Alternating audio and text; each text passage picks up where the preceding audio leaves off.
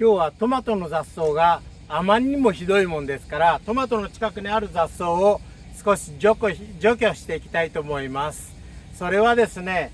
ビデオを自分で後から見直しても雑草なのかトマトなのかわからないぐらい雑草が増えてますので、少しやっぱり取った方が見栄えがいいかなっていうのもありまして、ちょっとトマトと何が植えてあるかが分かるようにしていきたいと思います。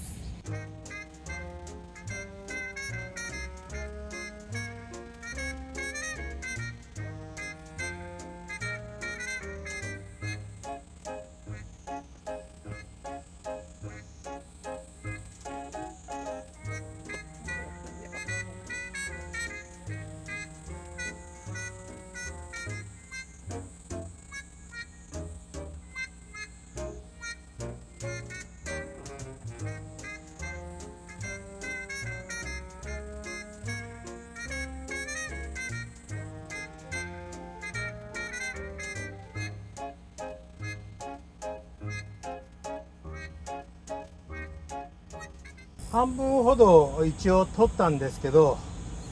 今日は非常に暑くてもうギブアップです。明日またこの続きをすることにいたしたいと思います。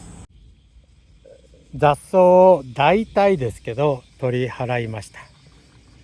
トマト栽培で気をつけなければいけないのはやっぱり雑草かなと思いましたね。雑草が多分栄養を吸ってってしまってるんだと思うんですけど、逆に雑草があることによって地面が水分を多く持ちすぎて根腐れを起こしたりするような感じもします。でこのように今、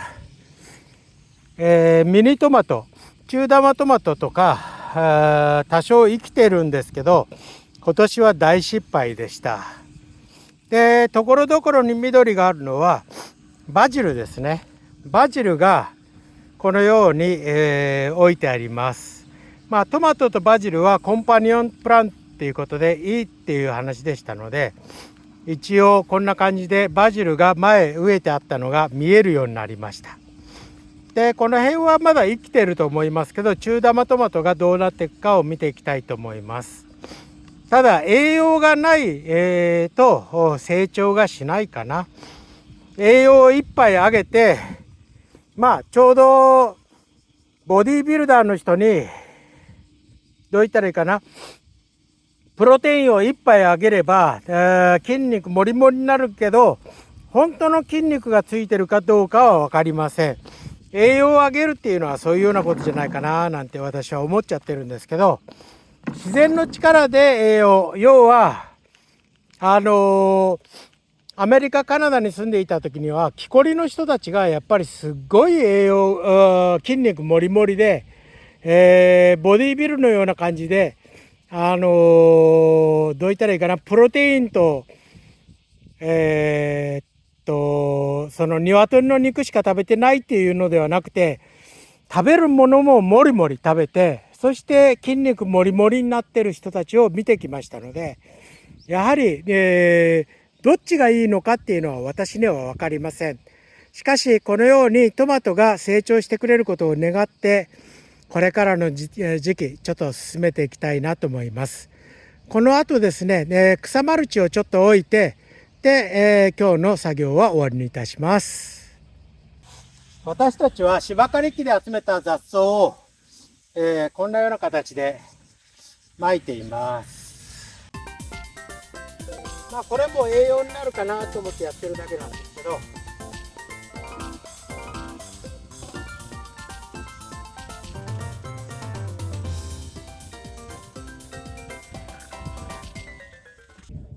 もうすぐ梅雨も明けそうですけど、そうですね、私たちは自然農っていう形で自然とともに、そういう化学肥料をあげないっていうことだけですね。できれば、今学んだこととして菜種油のその採出した後のカスですね、そういうようなのはあげてもいいのかななんて今家内とも話し合っています。それはですね、やっぱり多少の栄養がないと大きくならない。それは確かです。ですけど、今ね、見てると、じゃがいもとか、さつまいも、そういうものにはほとんどいらないような感じがします。ナスビもいらないですね。ただし、フルーツ系っていうか、トマトとか、ブルーベリー、そういうフルーツですね。には少し、そういう菜種油の数を上げるといいかなっていう気持ちで、今後それを考え、いろいろ調べていきたいと思っています。今日はトマトの栽培を少し、撮影いたしました。それは、ね、どういうことかというと、トマトには雑草があんまり良くなかったっていうことを学んだっていうことですね。今日はこれで終わりにいたします。